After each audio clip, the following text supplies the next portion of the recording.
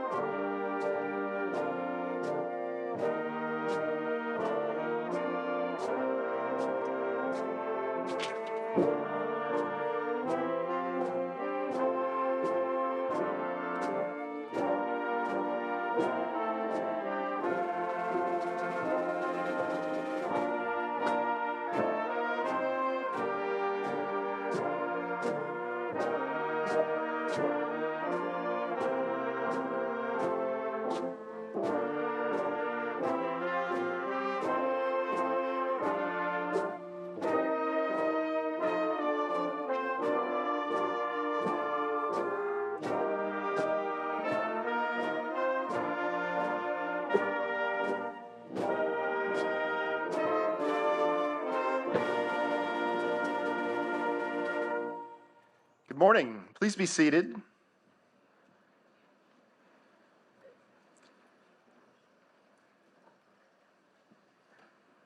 Good morning and welcome to the family and friends of the class of 2023. We are delighted to see you here this morning.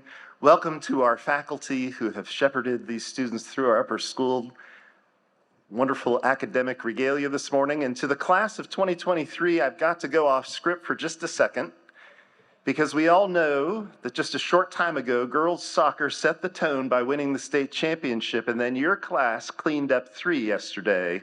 Boys tennis, girls track and field, and boys lacrosse. Let's give them a hand for the Wildcats.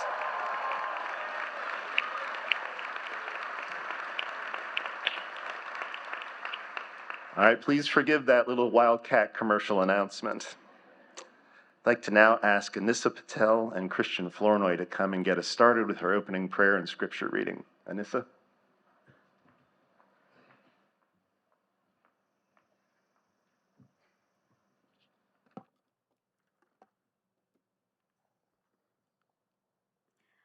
A reading from chapter 2, Luke, verses 41 through 52. His parents went to Jerusalem every year at the feast of Passover. And when he was 12 years old, they went up to Jerusalem according to the custom of the feast. When they had finished their days, as they returned, the boy Jesus lingered behind in Jerusalem, and Joseph and his mother did not know it. But supposing him to have been in company, they went a day's journey, and sought him among their relatives and acquaintances. So when they did not find him, they returned to Jerusalem seeking him. Now so it was, after 3 days, they found him in the temple, sitting in the midst of the teachers, both listening to them and asking them questions. And all who heard him were astonished at his understanding and his answers. So when they saw him, they were amazed. And his mother said to him, "Son, why have you done this to us? Look, your father and I have sought you anxiously." And he said to them, "Why did you seek me? Did you not know I must be in my Father's business?" But they did not understand the statement which he spoke to them. Then he went down with them and came to Nazareth and was subject to them. But his mother kept these things in her heart.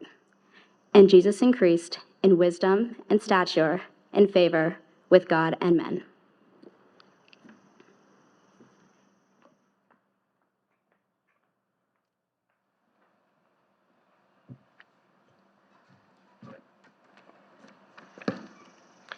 Before I begin, I just want to say Happy Mother's Day to all the mothers out there. Thank y'all so much. And a special Happy Mother's Day to my grandmother, who's sitting here in the crowd. Very happy that you're here. I love you so much. Will you please pray with me? Heavenly Father, thank you for allowing us to gather here today to celebrate the momentous occasion of graduation. You have been a guiding light, leading us through struggle and success over the past 4 years. Through the challenges of high school and a worldwide pandemic, your love remained steadfast and allowed the class of 2023 to endure. As we reflect on our academic careers, Allow us to be at peace with the journey that we have completed and joyful for the journey of what is to come. Help us remember the lessons we learned and the relationships we formed on this very campus as we venture into the world. Remind us that no matter where we go, you, our family, and our Westminster community will always be there to support us. As we have all grown in wisdom and in stature, keep us in your favor through the uncertain and unexpected moments. Allow us to rely on your assistance and your guidance. During the turmoil and heartache, allow us to remain strong and persevere. When success and happiness enters our life, help us remain grateful for your blessings. Philippians 4:13 tells us, I can do all things through Christ who strengthens me. So please, Lord, as we continue to give ourselves to you, may you continue to strengthen our hopes, desires, and lives. In your name we pray. Amen.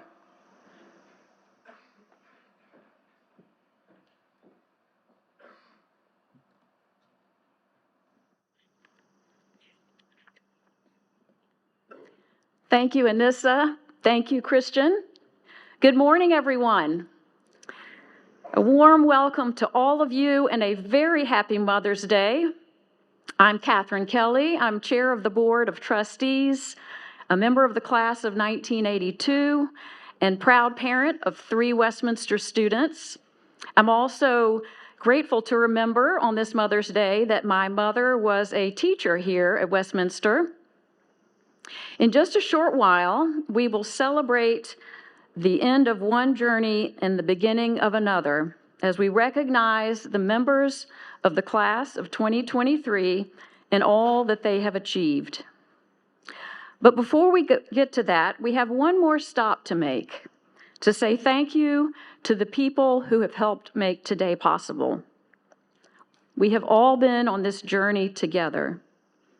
And in this unique moment where we have our entire Westminster family here in one place at one time, I'd like to ask the members of the class of 2023 to help me say thanks to those who have been on this journey together with them. So class of 23, I invite you to look around as we recognize each of these groups together. Now, as you know, it's Mother's Day, so there's absolutely no choice who gets to go first. If all of the mothers, grandmothers, stepmothers, mothers of any kind could please stand up so we can all say a big thank you to all of you.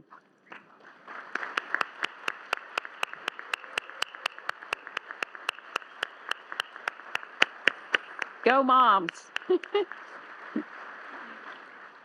And now if all of our amazing faculty, staff, administrators, facilities team, fellow trustees, I know there are several of you here, if you could all please stand so that we can also say thank you to you.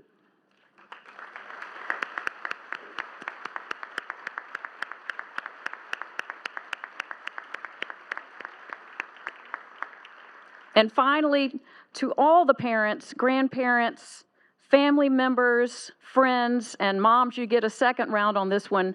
If all of the family members could please stand so that we can say a big thank you to you as well.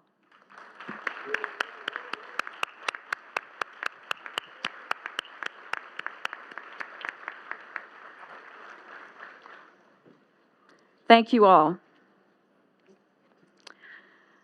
To the class of 2023, your Westminster family literally surrounds you today, just as they have throughout your journey.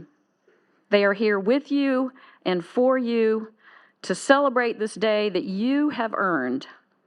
They will always be your Westminster family. And finally, when you walk across the stage this morning, you will receive 2 items that graduates of this school have always received: a diploma and a Bible embossed with the school seal and your name on it. These two items symbolize what we hope you will take away from this place. The first marks the academic excellence that is the hallmark of this school, that you have worked so hard to achieve. And the second represents our enduring core values: to love your neighbor, to embrace challenge, to lead with your heart and mind, and to go change the world. These gifts are yours, and may they serve you and guide you for the rest of your life. Congratulations to all of you.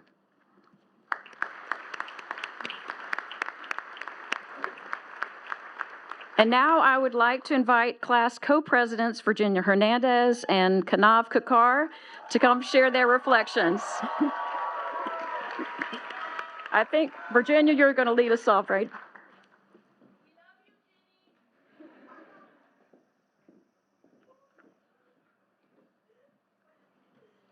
Hi, thank you all for coming. Uh, thanks to my family especially for coming. And thank you, Miss Kelly. Hi, everyone. For those who don't know me, my name is Virginia Hernandez, and I'm so incredibly appreciative of the opportunity to stand in front of everybody today and tell y'all how thankful I am for this place. As a lot of y'all know, my time at Westminster has not exactly been defined by success. At the start of my sophomore year cross-country season, I told my mom I wasn't feeling too great before a meet. She told me she'd be happy with whatever time as I got, as long as I didn't come in dead last. Nevertheless, as I was the last person to run very slowly across the finish line in that meet, and the next meet, and the next meet, not only did my mom cheer me on, but I felt supported by my whole team of over 100 girls. I feel that same support today from everyone here. For months, I've been really nervous to stand in front of everybody and give this speech. But the closer it got, the more my fears started to shift into gratitude. I'm grateful for Cece Motley, who was there cheering as I ran a 48-minute 3-mile race, almost immediately after running the race herself in under half the time. I'm grateful for Vincent Bontempo and the group of boys who sprayed the entire 8th grade locker commons with an absurd amount of Axe body spray. And I'm grateful for Harry Stone and Cody Wang for making my day better every time I see them. I'm even grateful for our respected Vice President, Arjun Pradhan, who once created a poll on our class group me titled, "Should we kick Virginia Hernandez off this chat?" with the options of yes and yes. So yes won, but no hard feelings, Arjun, because today is about celebration. For 7 years, I feel like I've given my all into Westminster. Being a Westminster student has been such a big part of my life that when I look to the future, I feel a little bit lost. Writing this, I've been struggling to externalize my internal feelings for how much Westminster has given me. When I came here in 6th grade, I could barely raise my hand without feeling serious anxiety. If I told 6th grade Virginia what I was doing right now, she might actually throw up and die. But it's hard to remember feeling anxious towards the group of people here today. Instead of a daunting crowd, I look to you guys and I see a sea of faces that it's gonna break my heart to say goodbye to. I'm not exactly sure how that socially anxious 6th grader has turned into someone who can stand in front of all the important people in my life and speak for so long, but I know that transition wouldn't have come without help and encouragement from the people around me. People like Claire Hunter, Reverend McCormick, and everyone on Chapel Council who made me feel comfortable sharing stories and ideas, no matter how ridiculous they were. Or people like Mr. Welford and my advisement, even though our group missed the blessing of the backpacks in 9th grade because we were too distracted playing rubber chicken baseball to go grab our bags before meeting everyone on the seal. But just having Mr. Welford was blessing enough as our advisor. Or Kelsey Lee and Lauren James, who were with me on my very first day of student government, and who I've watched grow alongside me through every group me fiasco and painful re-election video into hilarious, devoted, and kind members of our community. Or Tyler Harris. When Tyler got elected to student government, I was kind of like, how great can this guy really be? But turns out he is pretty great. And becoming friends has definitely made my senior year a lot brighter. I could tell you a story about how every single person graduating today changed my life for the better. And I think that closeness is what makes it so hard for all of us to leave. My mom really wanted me to include a quote in this speech. She said, Virginia, don't you want to seem smart? And since it is Mother's Day, and I do love my mom very much, I'll make her happy by including my favorite quote of all time. It was once spoken by Lawrence Marks in my AP Environmental Science class, and it goes something like this. How much are you guys willing to pay me if I drink this full cup of water from Nancy Creek? The answer was $10, and I'll let y'all be the ones to ask Lawrence if he really followed through. Thinking about moments like this from my high school years, even if at the time they seem less than significant, I can't help but smile. Senior year has taught me that seemingly forgettable moments are sometimes the ones that stick with me as I start to think about leaving. Like moments when me and Ava Wong would sit in Mr. Vukovic's bio class and watch Luke Wan watch little baby sensory videos with the strawberries jumping around a black screen for the entirety of bio class. Uh, for every milestone event like prom or the mudslide or graduation or any get-together in Hewlett's basement, there were thousands of fleeting interactions that shaped our time together. I thought that graduating high school would make me sentimental for the big things, but as graduation day has gotten closer, I've come to appreciate the small details about the people around me, like Mr. Finswaite's contagious laugh, or how Maddie McChesney can recite the entirety of Robert Frost's The Road Not Taken at the drop of a hat, no matter the time or place. I'm going to miss walking around campus and being able to know these small, endearing things about everyone around me, but I'm so grateful for the time that I've had. As the final senior events have come and gone, and I did the high school things that I've been looking forward to for years, I've been feeling really apprehensive of the future. I've found myself wishing for one more day, or week, or month of school with the people that I know and love. It seems so harsh that so shortly after we start to feel comfortable with each other, our time at Westminster ends. But if I know one thing about this class, it's that we've gotten pretty good at dealing with unexpected change. Whether it's a big change, like not being able to see each other for the second half of freshman year, or a small change, like Dr. Small unplugging the dinosaur-themed bouncy house on Spadio in the middle of the day, our class has rallied through it all. I'm so proud of this grade for not only adapting to the changes around us, but also being accepting and compassionate towards change within ourselves. None of us are the same people who walked into freshman year 4 years ago, and it's been nice to know that the people around us will have our backs no matter which direction we take. Speaking of people having my back, I want to thank Mr. Searle, Miss Economy, and Mr. McGann for being so nice to me when I misplaced my passport when we landed in Spain. Uh, I'm glad we can laugh about it now because me and Miss Economy were not laughing about it on our 2-hour trip to the Spanish embassy. While it's easy to wish for things to stay the same, it's impossible to actually make that happen. This whole year, I kind of felt like I've been walking across an increasingly delicate tree branch. At the beginning of the year, I felt comfortable and secure with everything around me, and I hadn't really started freaking out about what the future held for me. But as I progressed through my senior year and I began to see the end of the branch, I no longer felt like I knew what lay ahead. Now, about to graduate, we have to trust that we're all prepared for the big jump that's right ahead of us.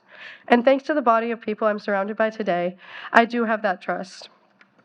Thanks to Ms. Martinez, who taught Jack Cullett, Hope Kostelenik, Isabel Case, Grace Carabillo, and I to constantly expect the unexpected, even in a class like drawing and painting, I feel so much more confident at thinking at my feet. Thanks to Mr. Kong, who came to the upper school with our class and leaves with us this year, I think our whole grade has learned to be more genuine and kind to each other. Thanks to Miss Sandy's junior year math class, I'm a much humbler person, and I'm no longer allowed to be in an academic setting with Kate Larisha. And thanks to my friends and everyone who's ever lifted me up after a hard day, or made me laugh in class, or even taken the time out of their day to say hi to me, I'm leaving high school with immense gratitude and respect for my class. In the grand scheme of things, 4 years isn't that long of a time, and it's unbelievable how fast it's all gone. As we walk into the next 4 years of our life, I hope we can hold on to this feeling of gratitude and keep recognizing the importance of small moments, keep a genuine passion for learning, and keep lifting the people around us. Thank you all so much for listening. I know Kanav has prepared a really incredible speech for everyone, and I want to thank him for, being there when I threw my frantic texts to him through this month. It's been a really huge honor to get to work with him, Mr. Lambert, and Ms. Johnson on being able to communicate my feelings with everyone today.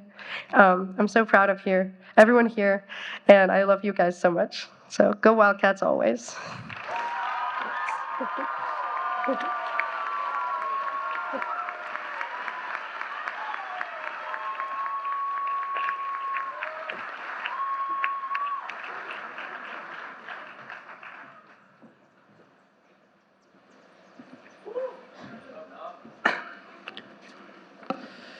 What's up, guys? Hello, everyone. My name is Kanav Gakar. It's good to see everyone for one last time.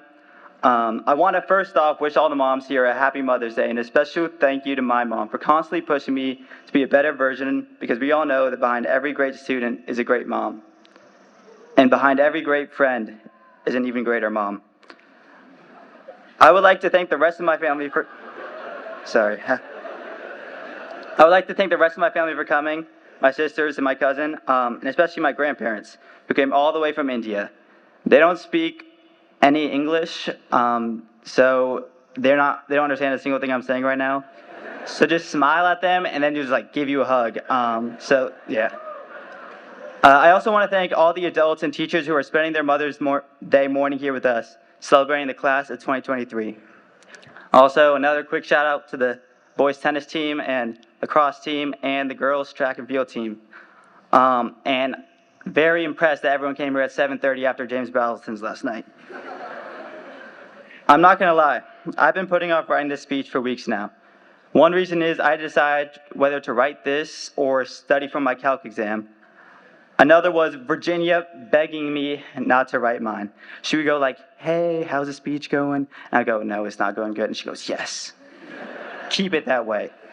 But the main reason is I'm not used to giving serious talks or conversations. I am and always will be joking around with other people. Whether it's telling Margaret I'm taking Mr. Rogers out to lunch, or telling stories about a certain group of kids in Florida who were 3 feet from getting, I cannot say that one, sorry. Or telling Mr. Rondo as a joke, hey, I would probably have a higher grade in your math class if I didn't sit next to Noah Cooney all year. Me, expecting a chuckle back, he says, yeah, probably. When I first envisioned myself giving this speech, I thought I could come up here and just roast people. Like I would come up here and tell everybody about the real Tyler Harris. Like the real one, not the one you see right now. Some of you parents right now are probably wondering, why is this kid giving a commencement speech? I'm not really sure. I just made a video last year, and now that your kids voted me in, so. Before I move on to my next point, I have a confession to make. For the past couple weeks, people have been begging me to give them a shout out on my speech. Some of them are subtle about it. They're like, hey, how's the speech going? Or like, do you need help with any stories? But thanks to the skills I learned at Westminster, I realized I could profit off these shout outs. So Mr. Vukovic, I'll take my $5 now. Venmo too works. Reflecting on the journey that led us here today, each experience has taught me valuable lessons that shaped who I am. One lesson is to be audacious, which I learned from Andy Garcha. In middle school, we worked hard. Not in the way you think. We worked hard to bypass computer restrictions. We used everything from VPNs to upper school students and username and passwords. But eventually, our luck caught up to us. The school found out. And they made us sign a form that supposedly had no consequences. There were consequences. The whole grade stepped forward, but Andy, he took it a step further. The next day, he walked around with stacks of paper, a stapler on the right, and stapling his 3-page manifesto all over the locker commons, just ranting about his thoughts about the situation, maybe how the school maybe betrayed him a little bit, but Andy taught me to voice my opinions, even though they might be controversial or challenging authority, one might say. He taught me the importance of getting your voice heard. Another one is never disturb Mr. Monahan while he is talking. One time this happened, he started singing Marilyn Monroe's version of Happy Birthday to our class. I don't know if you all know how it goes. I'll give you a little bit. It goes, happy birthday. So, but imagine that, but like intense eye contact on top of that. It was an eye-watering performance, you might say that. That one's for the juniors. Be careful next year. From this, I learned how to behave in a classroom, and also never sit next to Baker Bat in class. Lastly, be careful of large group chats. One time, Evan Lee sent a mysterious Reddit link to our group me in 9th grade. I can't tell you what it was, because that'd be inappropriate probably, but it did cause a temporary shutdown of our group me. But the important thing is now it is back up, and it's actually transformed into a chat for Ireland McGill to rally the seniors with phrases like, party now, period. As we prepare to leave high school behind and embark on the next chapter of our lives, it's natural to reflect on the lessons we've learned and the growth we've experienced. But as we do, let's not forget the memories we've shared together, people going missing, and using the group me to find them. Yes, another use for the group me there. The pep rallies, where Wilson had to fight Caroline Ivy. The senior prank, that did not happen. Hall ball dead. Hugh, Theron, Mark, and Henry telling me I don't do real robotics. Preston Stewart showing up to graduation in a full leg cast. And Sophia Batchelor hiding in the trunks of people's cars. And everything else in between. These memories are what make high schools truly special, and they will stay with us long after we left these halls. So as we celebrate our accomplishments and prepare for the future, let's take a moment to cherish the memories we've shared and the bonds we've formed with each other. Each day I came to school, I was always impressed by someone. Whether it was Kiki Deckel making the most creative pots in Raku class, or Alex Samity playing in the soccer state semis with blood leaking from his head, and Quinn and Maddie being bold enough to sing Glee songs on Spatio. Everyone here has something special about them, and we often overlook these things because of petty high school things. So I want everyone to find that one person whom they've been meaning to say something to, whether it's a grudge, a crush, or even just a thank you, and tell them, because you never want to leave this school with regrets. But the students here are only half the picture of what makes Westminster what it is. Without the teachers and staff's unwavering dedication and commitment to our education, we wouldn't be there where we are. They have not only taught us academic lessons, but also important life lessons that will stay with us for years to come. I want to thank all the teachers who have dealt with us for the past 4 years and have pushed us, but I also want to thank them for being more than just teachers, but people we can joke and confide in. I still remember this one practice where Coach Giza, he's not here today, but I hope he's watching, he helped dissect George's complex love life and his many relationships. He taught us the 3 steps to woo a girl. Yes, the Bible was quoted. He is a Bible teacher. Just had to make that clear. Then there's Mr. Vukovic. Again, he played the part of the laid-back bio teacher who acted like he didn't care about us, but deep down, we all know he did. And I don't know if you guys know this about Mr. Vukovic. He is quite the romantic himself. He helped strengthen and start many relationships in his bio class. Those lab partners were not always random. Also, Vuk, that's another $5. Or when Mr. Munger took the over on the bet with me, Chase, and James on how long it would take Ty to show up to class, or if Ty would even show up at all. Then once Ty didn't show up to class, he rewarded us with the stacks of Diet Cokes behind his desk. I also want to thank Ms. Saladko for giving up class time to watch Ukrainians Got Talent, and also for letting me bring in Indian sweets for an Indian holiday one day. I also want to thank Facilities and Flick for their unseen work in always making campus so welcoming. The other day, I thought my dog looked like a rat. So I rewatched Ratatouille. It's a great film, even better soundtrack. But one quote stuck with me. Change is nature. Change can be scary. I know I've had a pit in my stomach for the past couple weeks just because after this summer, I know I'm going to be over 5 miles away from my house. But for real, as you move on to the next chapter of your lives, remember that change is natural. It is the opportunity to learn and to grow, to challenge yourself, and to discover new parts of who you are. If I leave you with one message today, is that audacity gets you somewhere.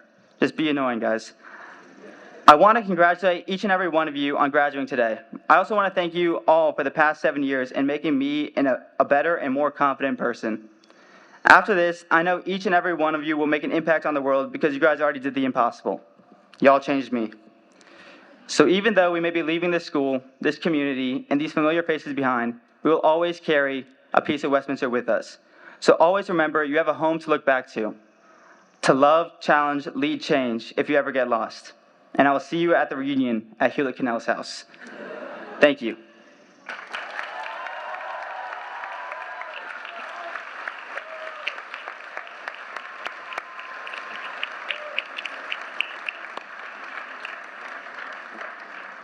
Thank you, Virginia and Kanav. That was really well done. We're going to take a time out and have a rebuttal phase over here for everyone named who would like to come up and tell the other side of the story.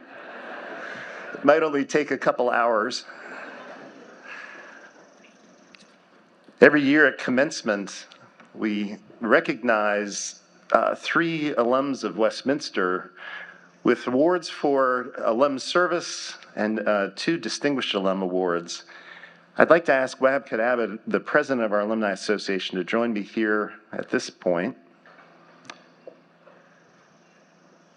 We distinguish these awards by service and distinguished. And the truth is that for Westminster students, those lines blur significantly.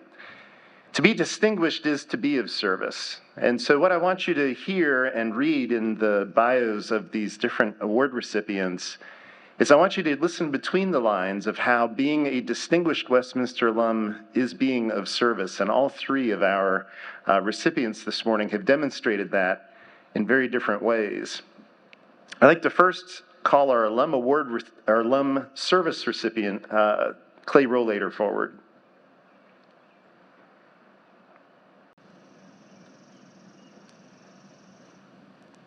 This year's Alum Service Award goes to a member of the class of 1972 who has demonstrated what servant leadership really means. Clay Rollator has applied his considerable gifts and talents to making Westminster a better place in almost every way possible. From the beginning, he is the kind of alum that built the reputation of this school through what he accomplished, extending his education all the way through a Rhodes Scholarship at Oxford University.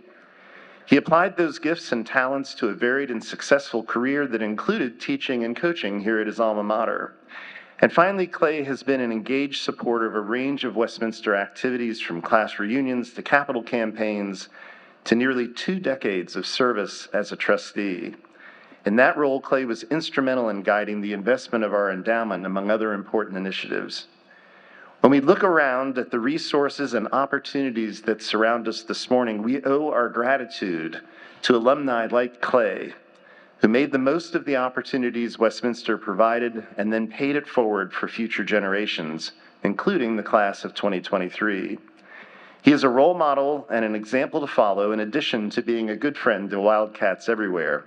Clay, congratulations and thank you for who you are to Westminster and for all you have contributed to make us the school we are today. Clay Rollator is our Alumni Service Award recipient.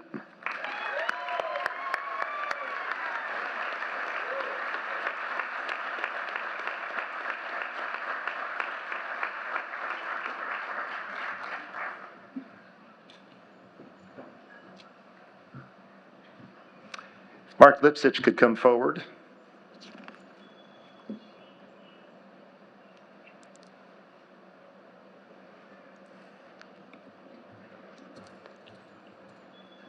The first of our 2 Distinguished Alum Award recipients has created an exceptional career as an epidemiologist and public health expert, and is the second Rhodes Scholar to grace this stage this morning.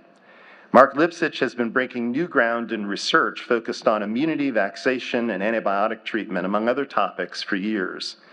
So much so that we inducted him into our Thompson Science and Technology Hall of Fame in 2009.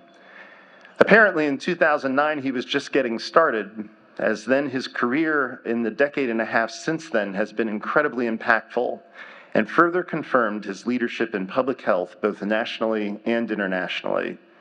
It comes as no surprise, given this background, that when the COVID pandemic took hold in 2020, Mark was in demand, both in the research lab, but also as a voice for staying healthy and whole during that trying time. It's important for the class of 2023 to know that our confidence in opening school in person and then managing through 2 years of COVID was made possible because of the good counsel of alums like Mark and his colleagues to help us see around the next corner. Mark was one of a number of alums who answered our questions and provided expert advice willingly and without hesitation.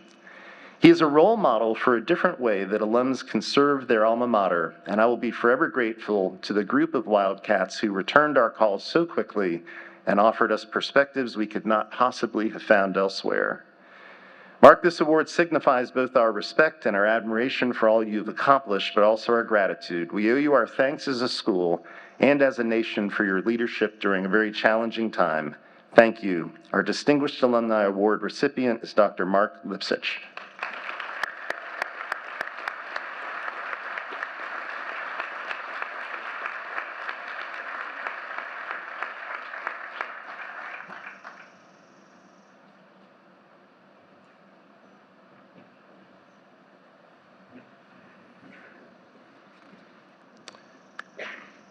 Our second Distinguished Alumni Award recipient is also this morning's graduation speaker. Claire Sulmers and 2 million of her best friends and followers follows, curates, influences, and promotes multicultural fashion in some of the most exciting and closely watched physical and virtual spaces on the planet. Fashion Bomb Daily is Claire's creation and her launching pad, a platform born of persistence, hard work, resilience, and of course, a keen eye for both what is current today and what will be the hottest trend tomorrow. This would be enough to name Claire our distinguished alum, but there's more. She is a published author, an in-demand speaker, an e-commerce entrepreneur, and the leader of a team that is changing what and who is covered in the fashion media. Claire is also a devoted Wildcat. It's one thing to say yes to accepting our Distinguished Alumni Award. It is quite another when that call comes with a request to be our graduation speaker. Claire was as enthusiastic about this second invitation as she was about the first. She crossed the stage herself just 24 years ago, so her story is not even in the middle chapters yet. And so today we get to hear from someone who is both accomplished and still has more to say, more to do, and more reasons for each of us to join 2 million other Claire fans to see what happens next. Claire, congratulations, and thank you for agreeing to be part of this special ceremony today. Our Distinguished Alum Award recipient and graduation speaker is Claire Solmers.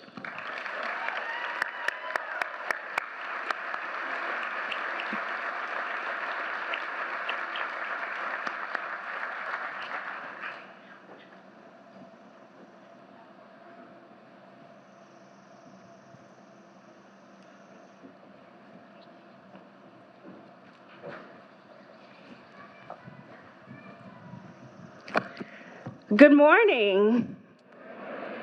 I need a little more energy. Good morning. Hey. All right. Thank you, President Evans. Thank you, Westminster faculty, staff, and parents. And most importantly, thank you to all the bright and brilliant young minds of the class of 2023. Thank you for extending me the tremendous dual honor of not only receiving a Distinguished Alumni Award, but also giving your commencement speech today. It seems like only yesterday I was sitting right where you were. However, 18-year-old Claire would have never been up here speaking to you today. The thought of it would have given me a panic attack.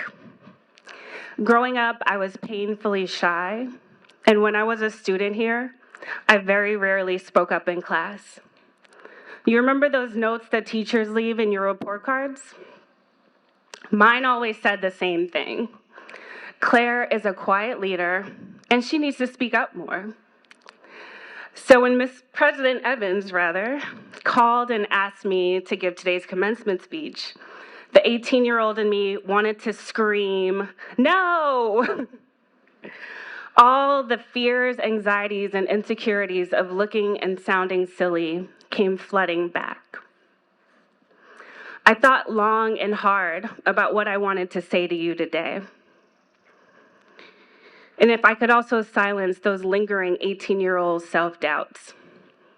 In preparation for this speech, I came across an old journal entry. And when I say old, I mean probably older than most of you here. And in it I said, "School's going well, but teachers are really pushing me to speak up more. I'm doing it with a little apprehension, but I'm doing it. With a little apprehension, but I'm doing it." I wrote that in September 1998, about a year before I would graduate from Westminster. And like you, I probably had no idea what I wanted to do as a career after I graduated. But when I think about teenage Claire and the Claire you see standing before you today, the through line that connects all my wins and my losses, which I secretly count as wins, is that I always answered the call. You must answer the call on your life. I deeply believe that God gives us all unique gifts and talents, along with a unique assignment that we're set to fulfill during our time on this earth. And our only duty is to answer the call and also give our all to that assignment, whatever it may be. Now, when you have many gifts and talents, this might feel daunting. You might say, well, which one do I pursue? Which one will make me the happiest or the most money? And those are all great questions, but a better one is, what is your light? What is that secret sauce?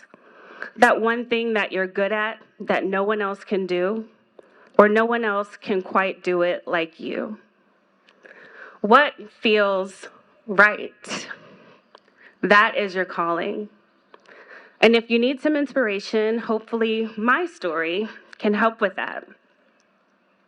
So I am proud to say that I am the founder and CEO of one of the most powerful fashion companies in the world. Thank you. Okay. Not too shabby if I do say so myself. Fashion Bomb Daily is where you go for red carpet reviews, to see what your favorite celebrities are wearing, fashion news, and so much more. With over 2.1 million Instagram followers that include Cardi B, Kim Kardashian, and SZA, we've solidified ourselves as a foremost thought leader on all things fashion, style, and e-commerce. So how did I get here? Let me paint a little picture for you. So it obviously all started here at Westminster. And we all know that sports are a big deal here in the South. And what's at the top of that list? Football, yes. Football and cheerleading. And it was always my dream to be a Westminster football cheerleader. I tried out my freshman year and I did not make the cut. I was devastated. So that summer, I practiced every day. I drove my mother crazy doing herkies and burpees and toe touches, shaking her house. Imagine the training montage from Creed. That was me. I was so serious. I tried out again my sophomore year and I made the cut, but for JV basketball. And I was not satisfied. Back in the 90s, basketball wasn't seen to be as prestigious as football, and I only wanted the best. I tried out again junior year, and I made varsity basketball. By this time, my mother intervened. She wanted to help me manage my emotions so I wouldn't be heartbroken. She told me, you know, there are lots of talented girls who don't make the cut. But I wasn't trying to hear all that. I wanted to make varsity football no matter what. And guess what? Come senior year, I did it. I accomplished my goal. And it was at that moment I understood that sometimes rejection is simply God's redirection. God heard my prayers, He saw what I wanted, and He didn't say no. Instead, He showed me a different path to get there. But the most important part of the story is I answered the call. And that is the secret to everything. It's how I got from 18-year-old me to the woman you see today. The new path may feel like defeat. It may not be what you originally wanted, and it can be frustrating. But as long as you trust in yourself and in that light within you, and you trust in God's calling on your life enough to answer the call, you'll not only reach your goals, but you'll surpass them. So remember that journal entry I told you about? Writing is one of my oldest and truest gifts. Remember, I was shy to a fault, so reading and writing were my jam, okay? I loved to read magazines or write in my journal. Those were my creative outlets.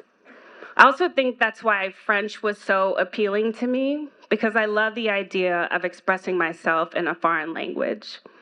French was one of my favorite classes here at Westminster, and it was one of my majors when I went on to Harvard.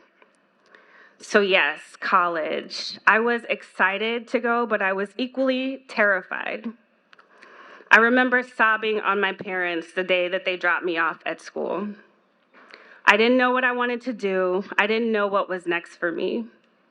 I had this weird idea I wanted to be an international businesswoman, whatever that means. So I did what I had to do, right? I enrolled in economics courses, even though math and numbers have never been my strong suit. Very quickly, I was floundering, and I would have certainly failed if I had stayed in those courses. Thankfully, my brother Andre, who went to Westminster and later on to Harvard, was there to pull me to the side.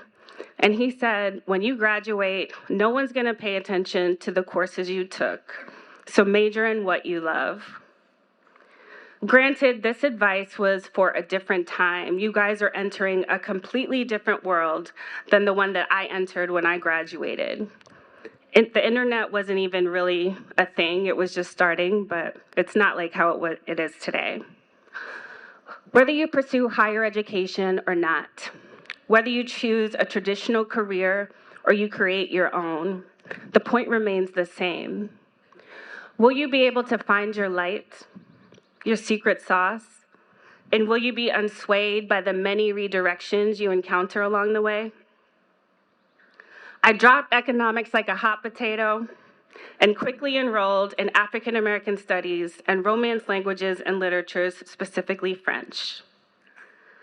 Now, I'm sure you're wondering, what on earth are you going to do with that degree? And you wouldn't be alone. My parents felt the same way. And I was unsure myself. But I knew that my light, my tenacity, and my trust in the process would never let me down. And I would never let myself down. After I graduated, I completed internships at Upscale, New York, and Newsweek magazines. You gotta intern, guys. You gotta do those internships. My life was a revolving door of internships until I landed my first big girl job at Real Simple magazine, which was a popular home magazine. I was in the research and fact-checking department, but you might know me by now. My eyes were set on a different peak. I wanted to work in the fashion department. So growing up, I was obsessed with fashion. I loved seeing all the fabulous clothes in movies, TV shows, and music videos. And fashion and style is in my blood. My grandfather, Hazley Newton, I'm not gonna look at my mom because she's gonna make me cry. Anyway, my grandfather, Hazley Newton, he owned his own tailor shop in Nassau, Bahamas called Bugs the Master's Touch.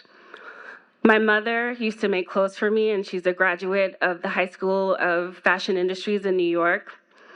And when my Haitian father, George Somers, passed away, I found out via his birth certificate that my grandmother, Odette Rigaud, was a dressmaker or a couturier. So this little light of mine has been in my family for quite some time. But back to my big girl job. So I was busy telling everyone and anyone who would listen of my desire to work in fashion. But they weren't trying to hear me. Finally, I marched right into the fashion editor's office and told her of my dreams, and she very bluntly said, "You don't want to work in fashion. People are mean and judgmental. They'll look you up and down and dismiss you." It was pretty harsh, but she wasn't completely wrong. There are mean people in fashion, and some of them have probably judged me, but none of that mattered to me. After getting shut down by that editor, I felt defeated and stifled. I needed a creative outlet, but it wasn't being given to me. So guess what? I made my own. In 2006, at 25 years old, I created Fashion Bomb Daily, the blog that would change the entire trajectory of my life. I got the name from one of my Westminster high school best friends, Tara, who said that everything that was fly or good was thebomb.com. I put fashion in there, and that's how I got my name. It's okay, you can laugh. When I began blogging, I was doing it as a way to showcase my writing skills, my calling, and my passions for fashion and style, my light. This was before the age of the influencer. Websites weren't really a thing yet. This was even before TikTok and Instagram. Can you imagine? There was no template for what I was doing and no one I could look to for advice or a blueprint on how to succeed. I was also doing this in hopes to get noticed by the big names like Vogue, Elle, Harper's Bazaar. But when I would send in my cover letter and resume, I would get rejection after rejection after rejection. I felt defeated, and it was probably the lowest point in my life. I couldn't understand why my amazing education hadn't opened every single door I knocked on. I thought, I got the fancy degree, I went to the fancy school, it should be smooth sailing now. I had to learn that the work never stops. The discipline to learn and fine-tune your craft is what will separate you from the herd. Your light may be something innate to you, something passed down, or something you're wildly good at. But don't ever get complacent with your talents. Don't ever take a backseat in your life. I want you to remove the word expert out of your vocabulary because there is always, always, always something else to learn. At 28, I took another leap of faith. I was frustrated at my job, so I quit. And I moved to Paris, the city of lights, to put my French degree to some use. I knew exactly one person there, and I had approximately $2,000 saved. This was probably the biggest risk I had ever taken in my life. I felt the fear and self-doubt come galloping back. I can see in people's eyes their own skepticism and doubts in me and my plan, but I knew that this was my path and this was my calling. So as I'm in Paris, I'm blogging every day because we call it Fashion Bomb Daily, not Fashion Bomb whenever you feel like it. And I took it very seriously, like a job.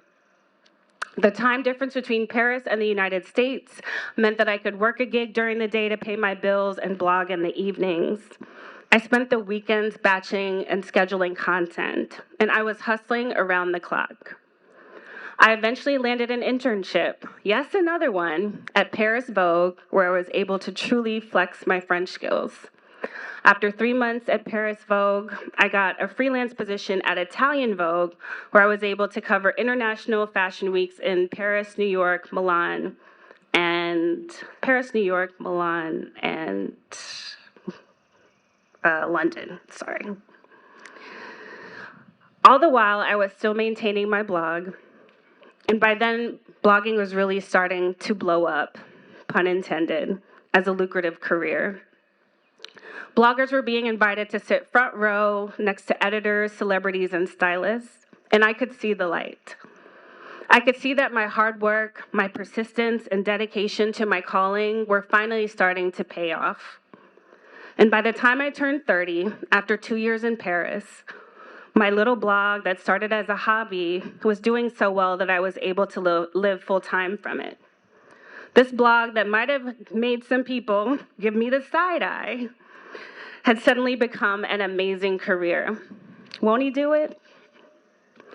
And today, almost 17 years since I started my blog, almost your entire lives, I've now received 2 major investments, generated millions in revenue, and went from interning at Vogue to being featured at Vogue.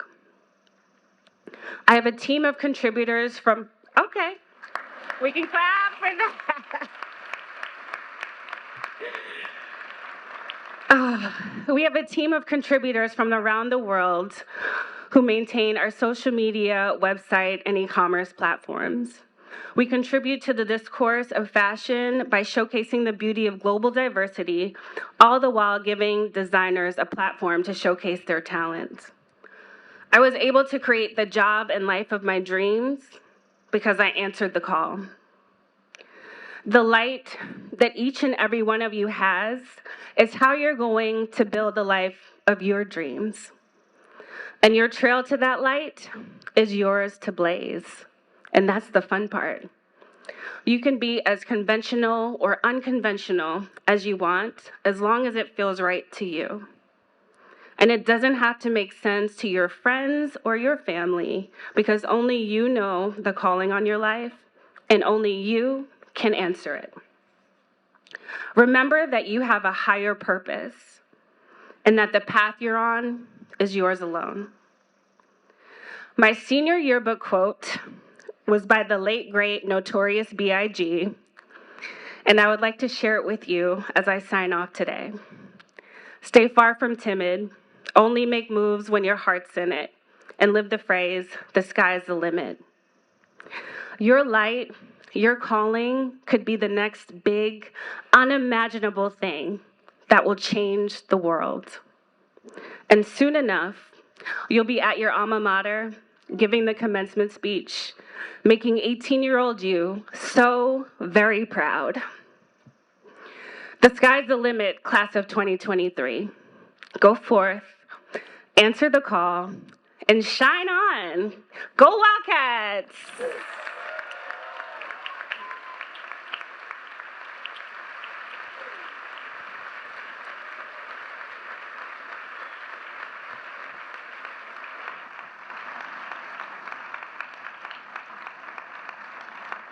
Thank you, Claire. That's a great story of determination, resilience, and passion that we will all take with us.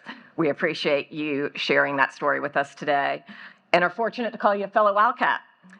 Class of 2023, thank you for a spectacular year. Throughout this year, you've led the upper school with thoughtfulness, determination, grace, and humor. You've modeled what it means to be a Wildcat. Ms. Kelly, upon the authorization of the faculty and the endorsement of the Board of Trustees of the Westminster Schools, I present to you the members of the class of 2023 for the presentation of diplomas and Bibles.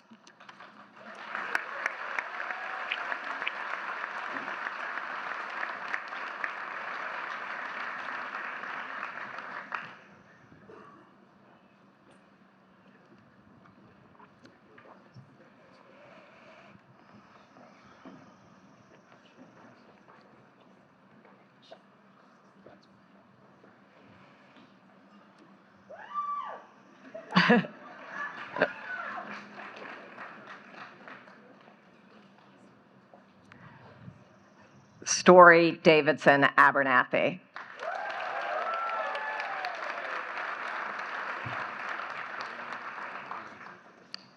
Ikechi Nicholas Adeli.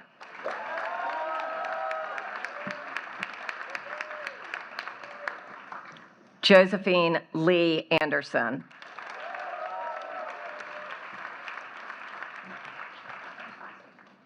Laith Abraze Benaquala.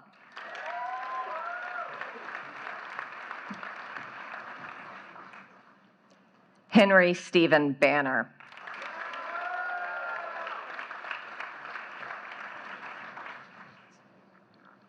Thomas Christian Barnett.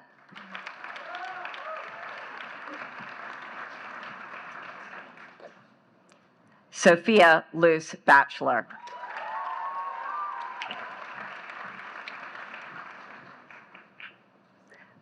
Baker Thomas Batten.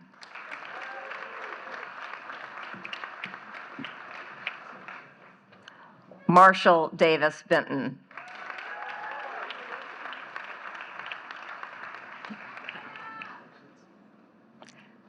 Jada Lynn Bettis.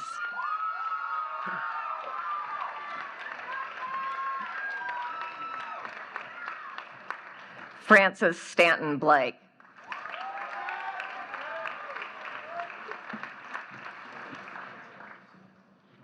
Claire Olivia Bonds.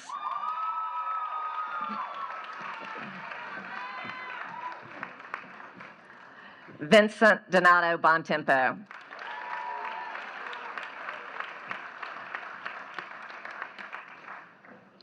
Wesley Theron Boozer.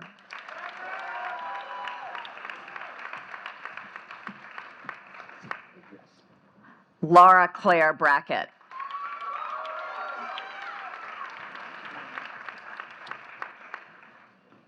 James Edward Brazelton.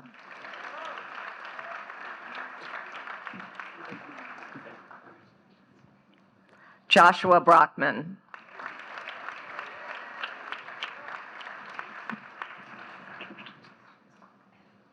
Darielle Denaya Brown.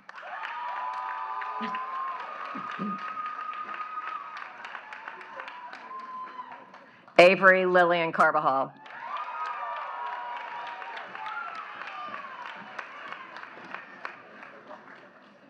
Grace Elizabeth Caravello.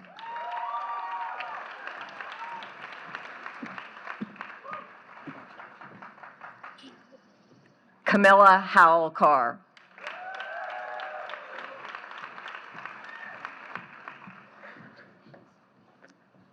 Margot Williams Carr.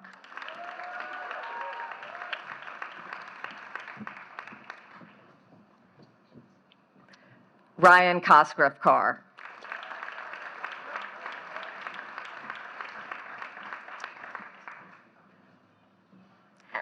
Kent Castle Carson.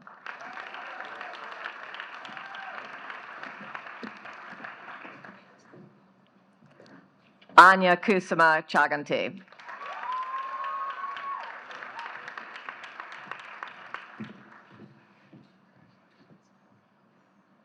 Kelsey Morgan Chambers.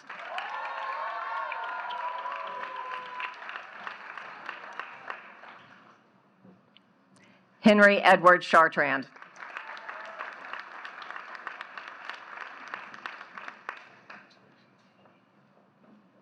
John Powell Collier.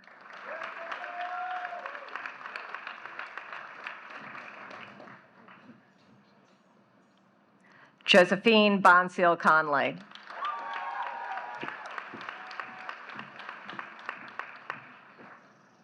George Hewlett Cannell.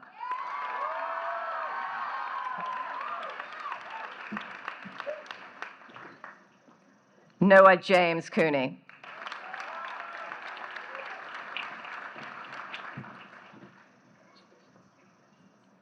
Jordan Shea Corley.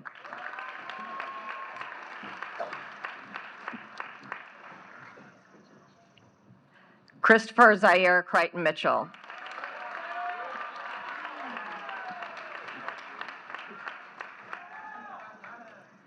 Campbell Lee Dietz.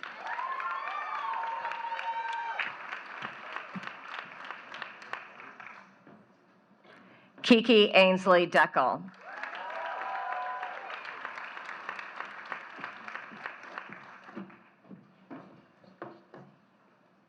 Neil Raj Dinga.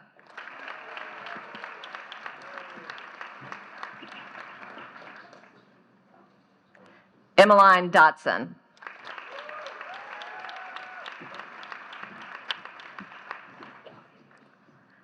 Leah D. Dodson.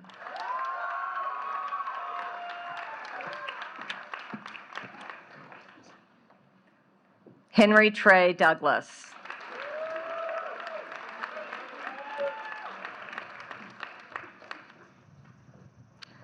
Kyra Dubé.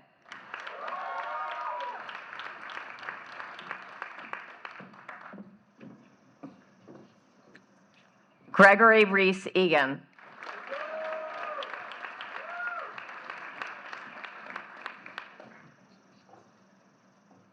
Leah Jane Elliott.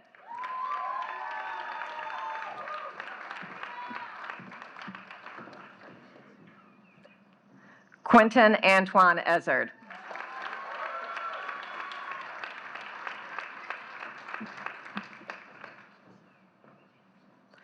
Sabrina Farley Allen.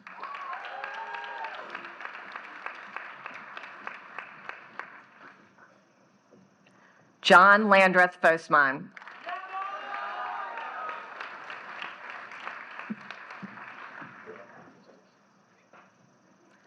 Arden Madeline Farrow.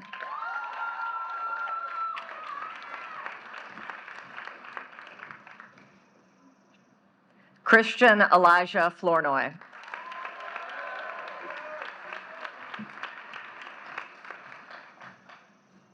Evander Fletcher Fogel II.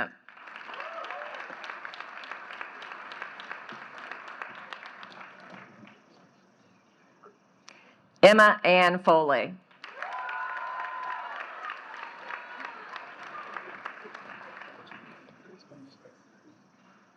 Carly Patricia Franklin.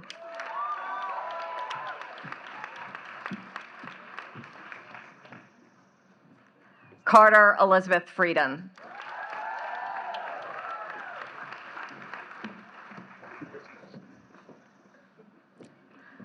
Jonathan Leighton Fritz.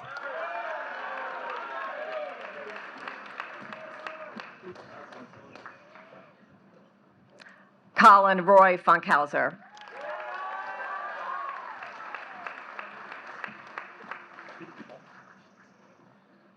Andrew Kaysen Garcha.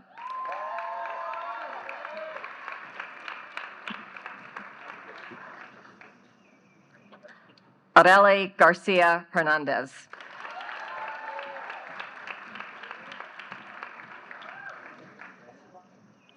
Rose Elizabeth Gavin.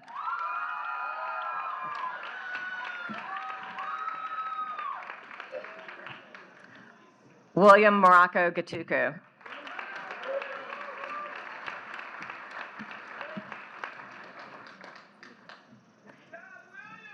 Annie Alston Goff.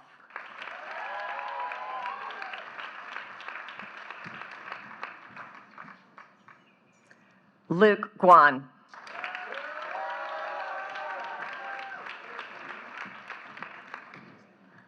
Sarah Elizabeth Gump.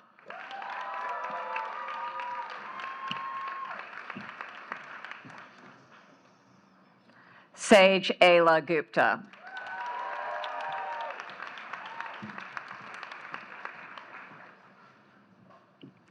Hana Mumtaz Hafiz.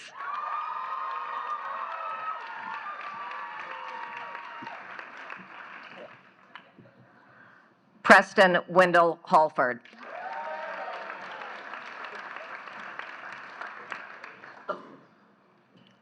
James Charles Hall.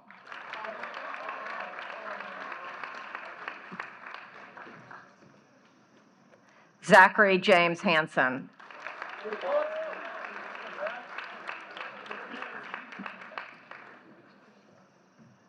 Ezekiel Miguel Harp II.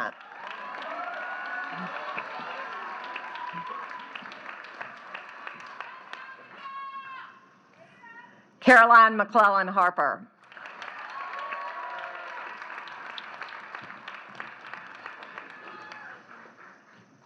Elise Elian Harrell.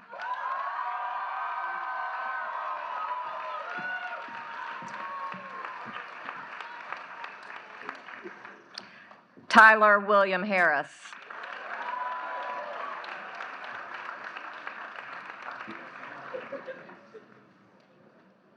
Vernon Johnston Hendricks IV.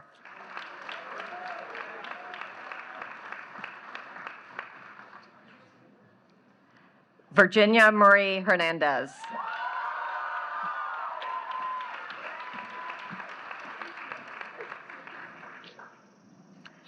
Caroline Margaret Hill.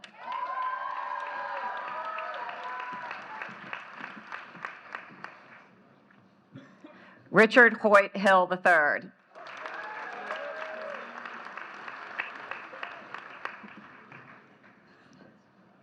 Janae Genevieve Horst.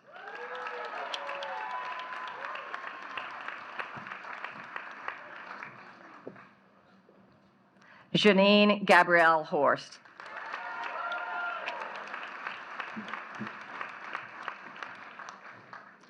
James Thomas Hostetler.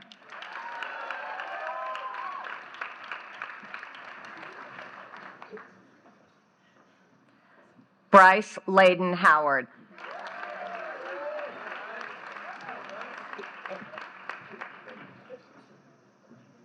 Charles Dima Hunsiker.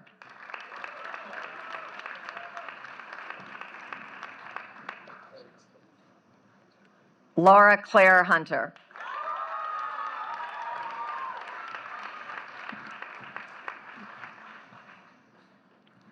William Wilson Ide.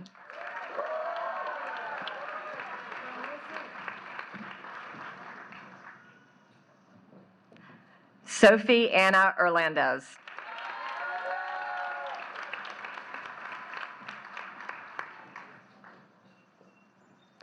Alexandra Nitsa Irwin.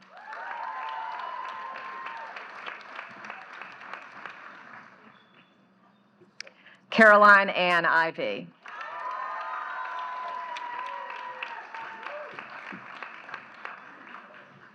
Henry Walker Isler.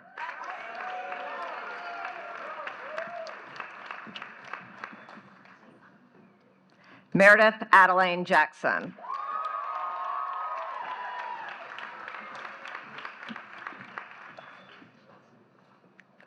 Jennifer Marie Jacobson.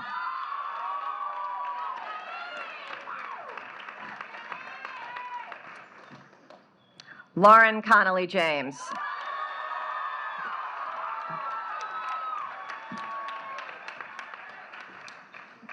George Sims Jenkins V.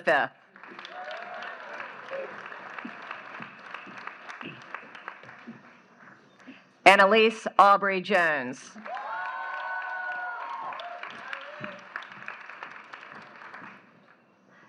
Yambura Kageka.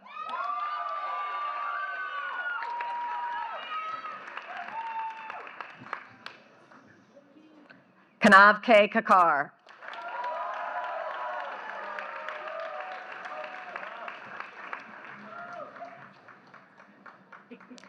Isabel Arden Case.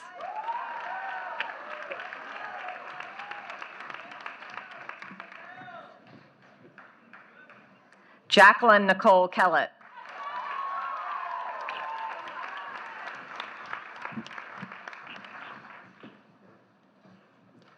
Aiden Garcia Kephart.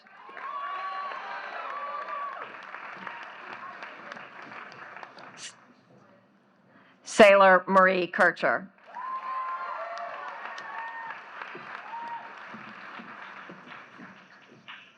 Sarah Jordan Ketron.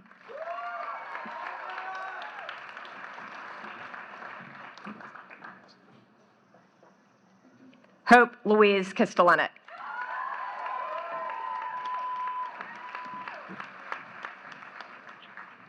Eleanor Lucille Knight.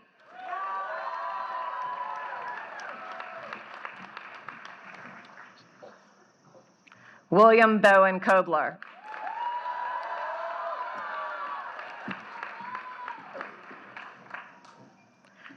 Michael Alexander Krevelin.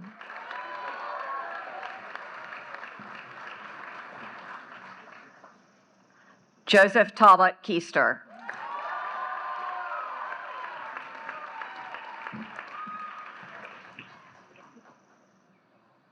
Alexandra Caroline Lally.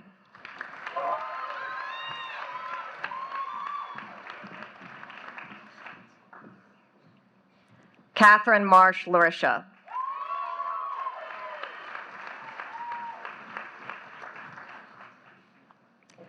Thomas Albert Larisha.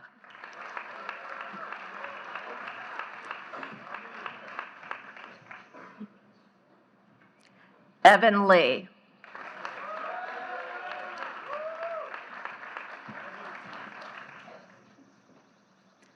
Alexandra Sana Lee.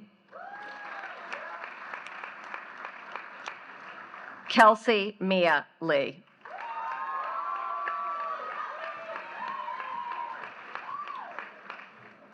Shayla Jacqueline Liu.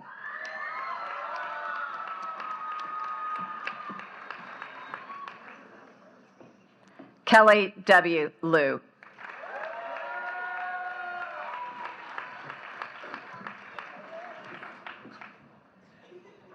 Elizabeth Fleet Lundstrom.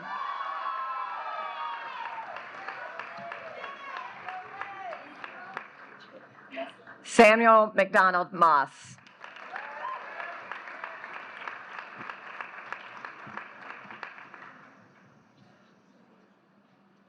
Madison Ann McChesney.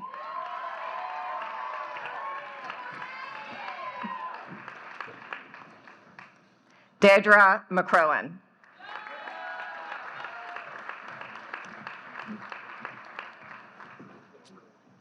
Elizabeth Ireland McDonald.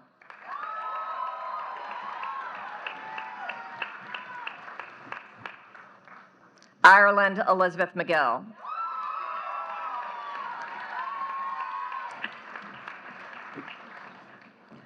Levi Edwin McMillan.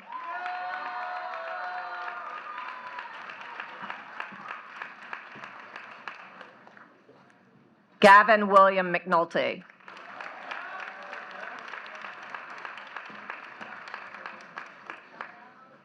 Philip Campbell McPhail.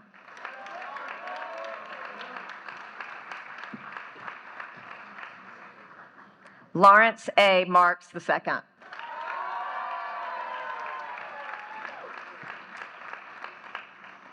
Ava Lauren Markwick.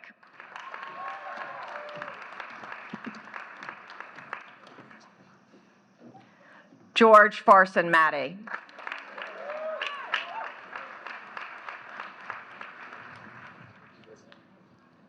Rowan Pierce Maxa.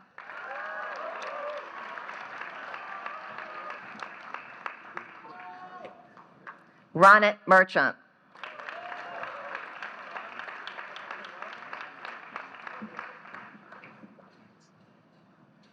Ruth Margaret Minson.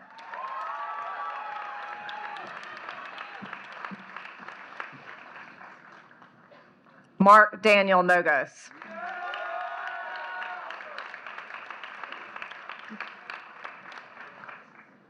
Olivia Claire Montag.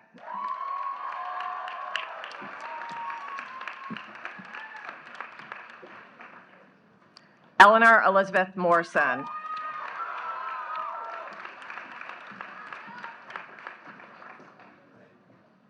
Chelsea Grace Morton.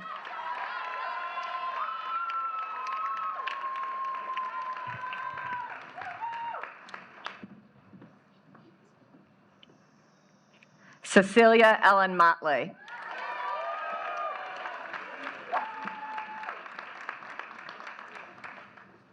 Frances Mavis Munger.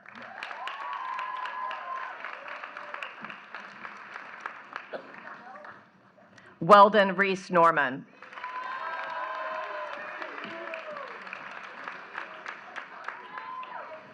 Mary Ellis Normark.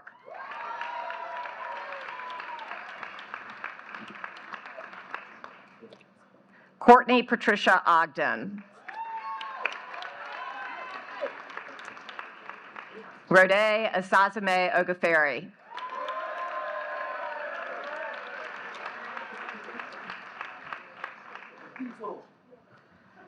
Owen McCall O'Neill.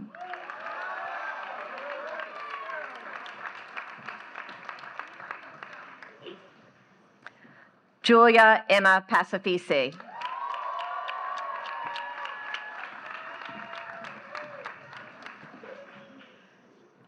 Rian Andres Palampour.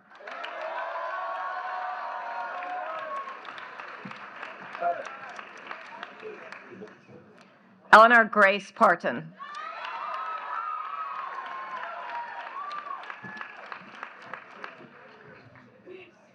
Anissa Maya Patel.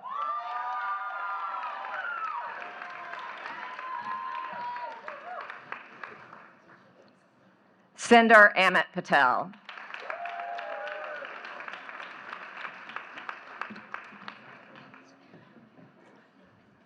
James Reed Pemberton.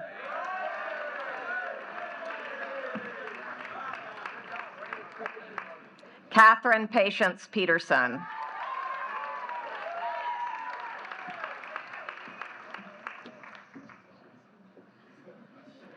Ashley Brooke Piedad.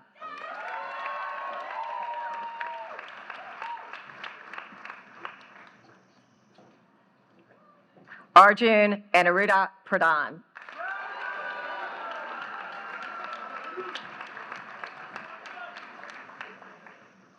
Logan Adam Raptis.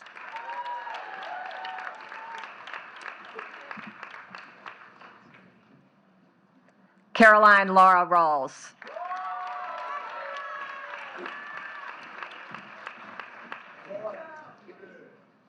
Samuel Edward Revis.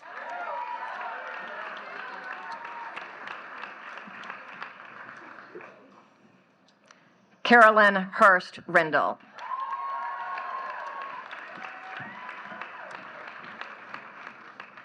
Chase Alexander Roberts.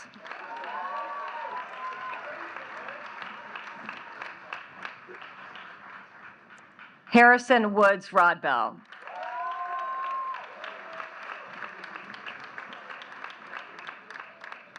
J. Brandon Rodriguez.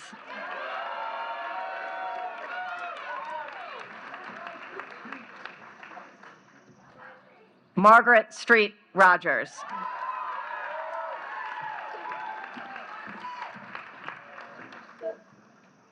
James Fox Rosenblatt.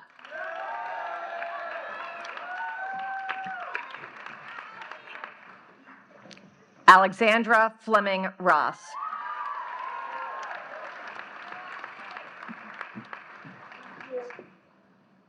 Savannah Lita Rawson.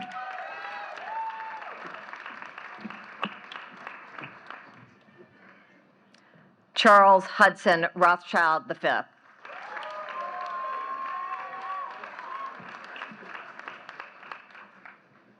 Riley Sierra Jo Sager.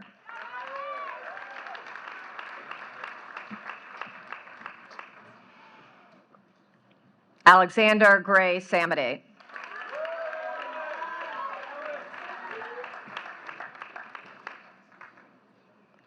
Kelly Miyu Sanchez.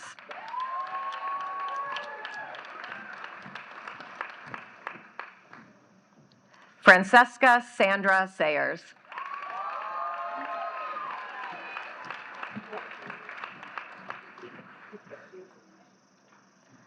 Quinn Rhodes Schaefer.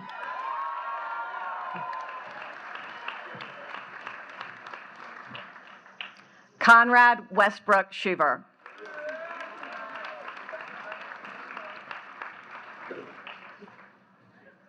Lucas Daniel Searle.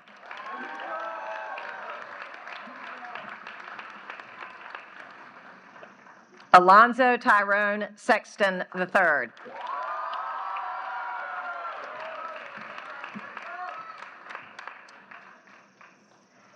Hugh Michael Sheehan.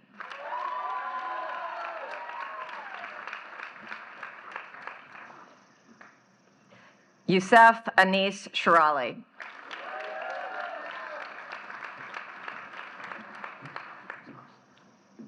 Evelyn Forrester Shores.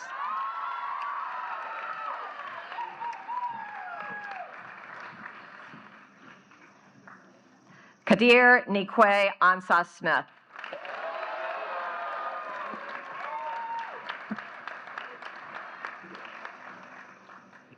Carter Miles Snyder.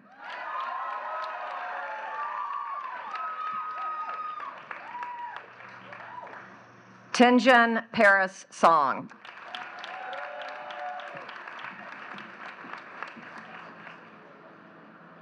Allie Nadine Stamps.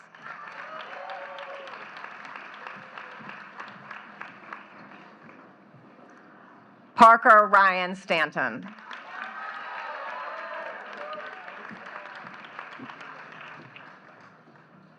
Kiara Janae Stouty.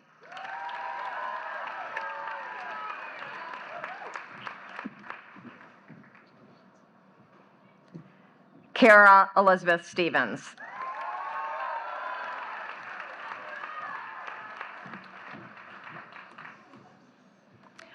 Charles Preston Stewart IV.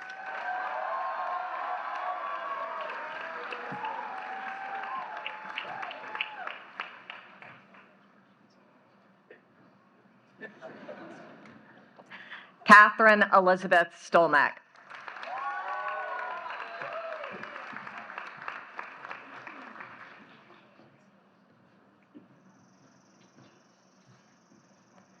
Harrison Robert Stone.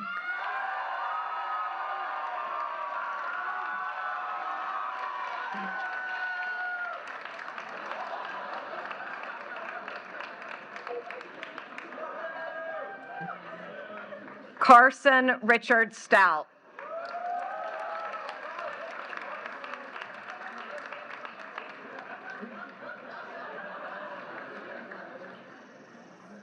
Fiona May Sturgeon.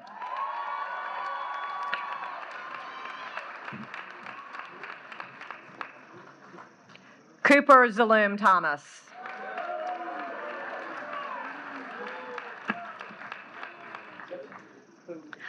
John McCabe Thompson.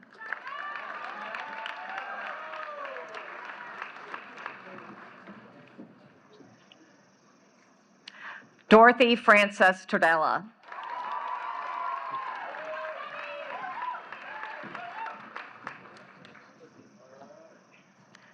Lillian Glenn Tucker.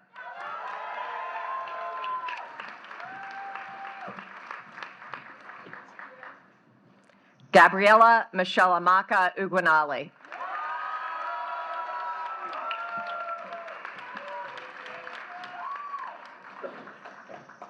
Arya S. Varma.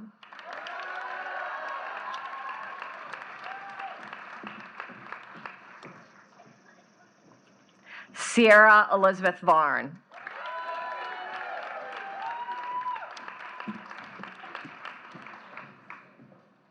Anastasia Olivia Wade.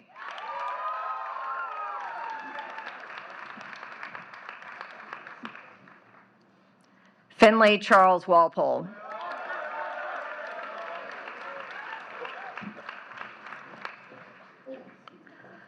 Palmer Knox Wallstad.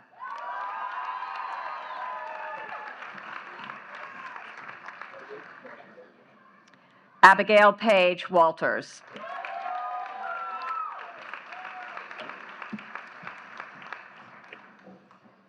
Clara Chiahu Wang.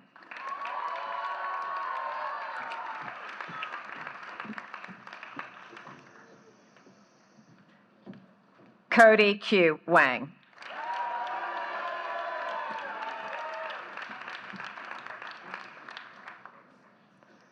Abigail Jean Warschauer.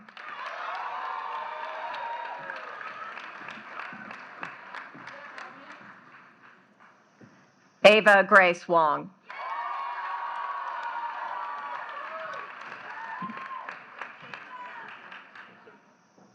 Camille Duran Woodfalk.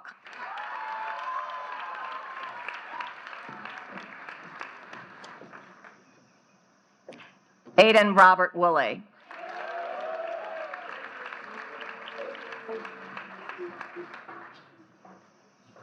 Brandon Yao.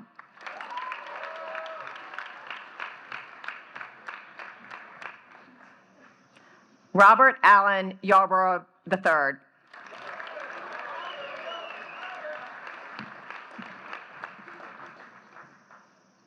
Matthew Keith Young.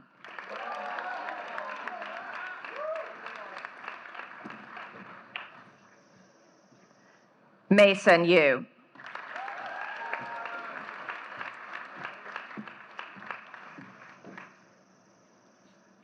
William Yu.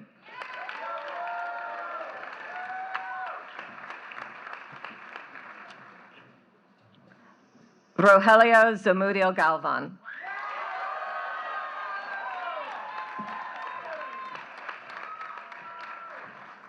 Melanie Zhang.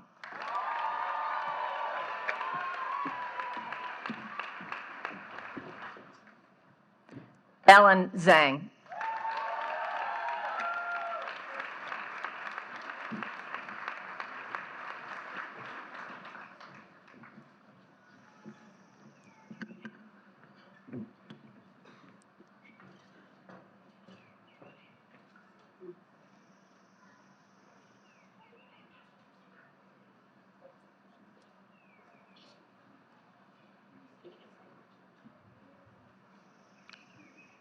Will the class of 2023 please stand?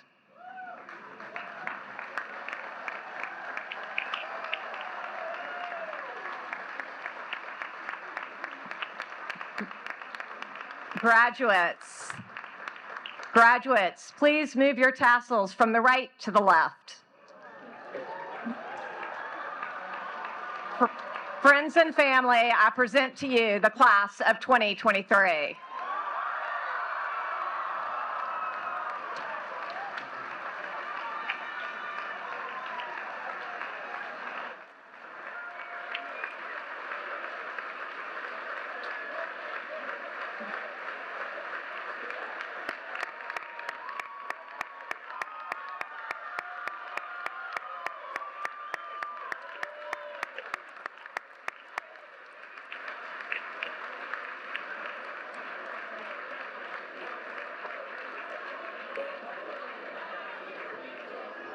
Well, congratulations. I'd like to invite Sarah Beth Gump and Chase Roberts to the stage now.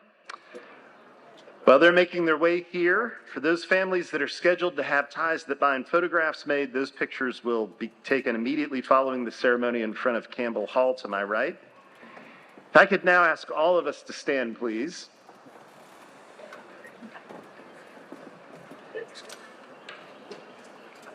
Here at Westminster, we have a tradition of tolling the bell at commencement.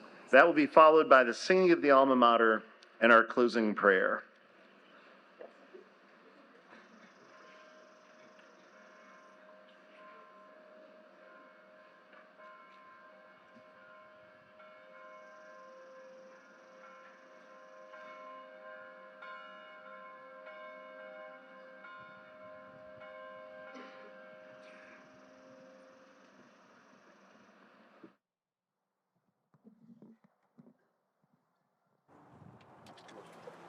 On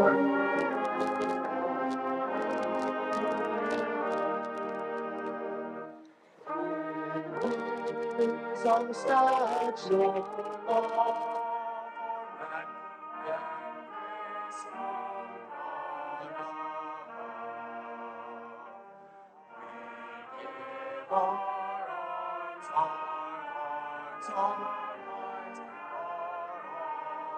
our waters, all to find Westminster, praise we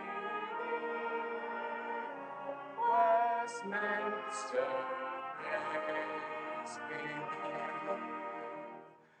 and as we leave these halls behind, these friendships of our youth, we bring a prayer of gratitude before we're going every Westminster, long we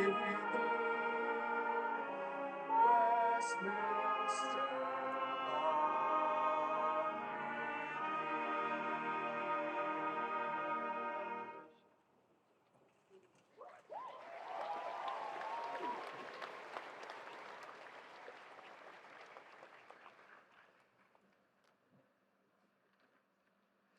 Will you please pray with me? Dear Heavenly Father, we thank you for this beautiful morning and opportunity to commemorate a tremendous milestone for the class of 2023. Thank you for our families who have selflessly poured into us and sacrificed so that we may pursue opportunities here at Westminster. We are grateful for your steadfast love and guidance throughout each joy and struggle. Although we might be leaving Westminster physically, help us carry the Westminster spirit in our hearts.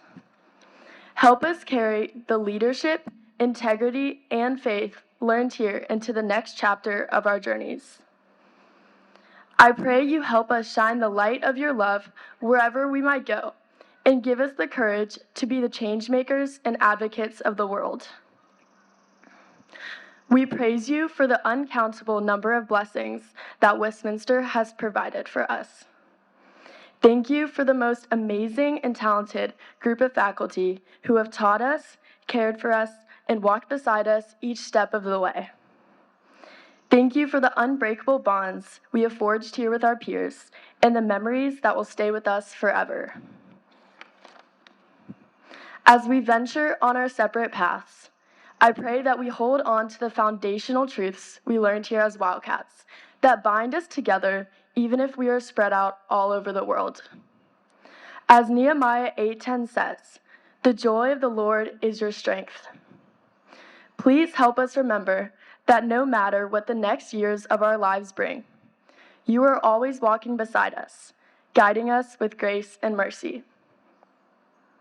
Thank you for your presence here today as we celebrate the class of 2023. In your name I pray, Amen.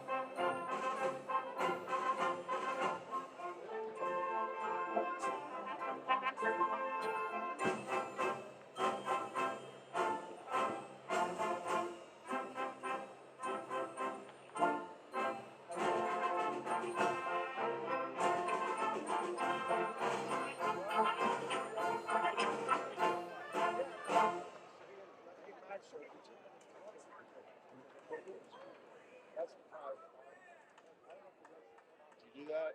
All right, will you do that?